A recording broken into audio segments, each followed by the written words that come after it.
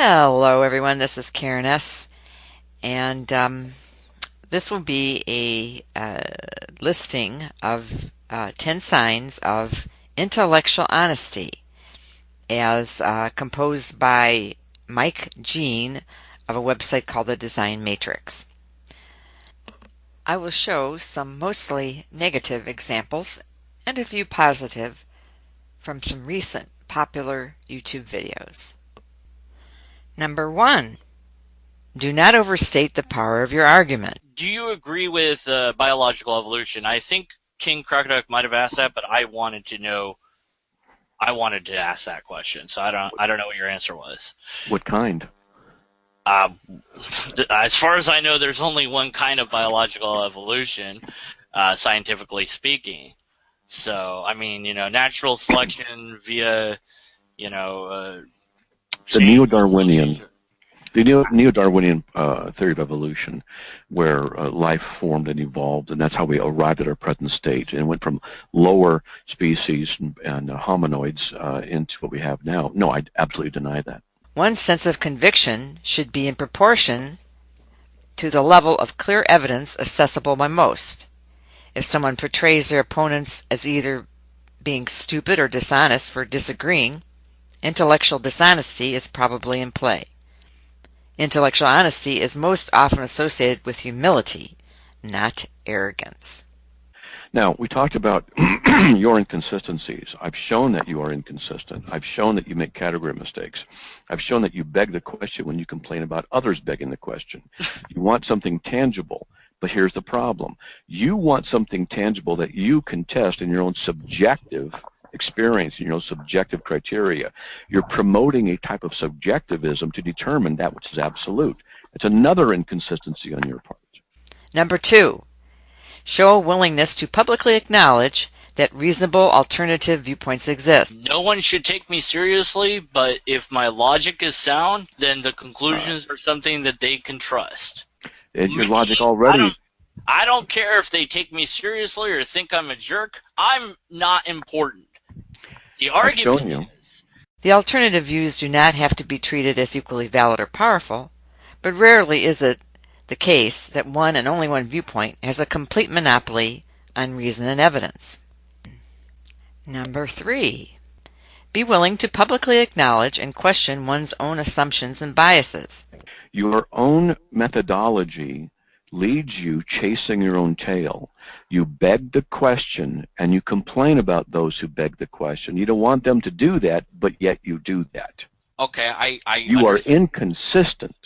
And you don't care if people believe you or not. I'm showing you that you're inconsistent. Your worldview, your position leads you to this absurdity. But okay.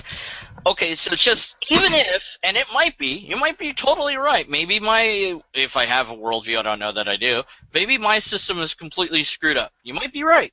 I'm willing to question that. I'm willing to be persuaded that I have been inconsistent. And perhaps because I'm not, trying to debate you, I have been inconsistent because it's just casual conversation. I'm not trying to be all specific and have, an argumentation in format here or anything. So I'm not being as precise as I would if we were having a formal debate. All of us rely on assumptions when applying our worldview to make sense of the data about the world. And all of us bring various biases to the table. Number 4. Be willing to publicly acknowledge where your argument is weak. Do you agree with the age of the Earth being 4.54 billion years old? I lack belief in the age of the Earth. Okay, so you're not willing to just go with, again, the majority view on that and just be like, yeah, that sounds good. I lack belief in the age of the Earth. Almost all arguments have weak spots, but those who are trying to sell an ideology or religion will have great difficulty with this point and would rather obscure or downplay any weak points. Number 5. Be willing to publicly acknowledge when you are wrong. So, do you even know your mother is your mother? Yes. How do you know? DNA. Have you had your mother's DNA checked with your DNA? Sure. You have? Yeah. You've had it tested? Yes. You tested your mother's DNA and your own DNA? Yes. When did you do this? What year? I don't know offhand. I'd have to look it up. What's it? The point is, I Could be verified. lying. Yeah, I was just say you could be Online, lying. yeah, okay, whatever.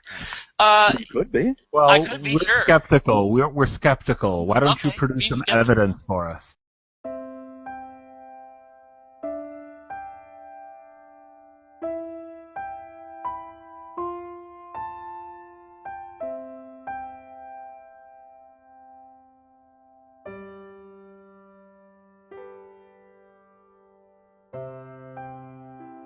Number 6, demonstrate consistency. So there's no problem with using medicine. It's just a lot of these people just don't know what they're doing, and a lot of us Christians do correct them and say, no, that's not what the scriptures teach. And but there's So bell pretty curve. much the fundamentalists. I think that the skeptics, because we're obviously against the fundamentalists more than anything I'm a else. fundamentalist. Well, but are you trying to push creationism into schools? Well, I think that we should have fair and equitable information taught in schools. I think the theory of evolution should be taught, but I also think that creation theory and intelligent design should also be taught instead of So having a secularist, humanistic Should view. we also allow the Church of Satan to teach their? I don't know. Do you want Satanists in church teaching your children? It is not intelligence or knowledge that matters most. It is whether you can trust the intelligence or knowledge of another. After all, intelligence and knowledge can sometimes be the best tools of an intellectually dishonest approach. Thanks for watching, and peace out. Is the Bible inerrant? Yes, in your autographs. In the autographs, which are gone. Yes. So how do you know that the autographs were inerrant if we don't Because have them? it came from God. They'd have to be How do you know inerrant that? logically.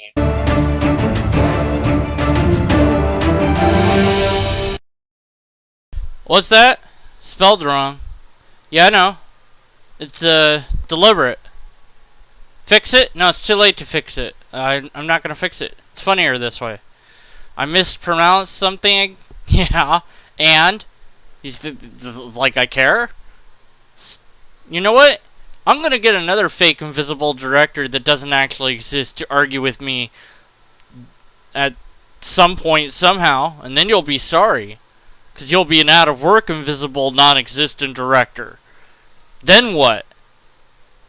What do you mean that's an appeal to force? Yeah, I know it's an appeal to force and consequence, but it's still true.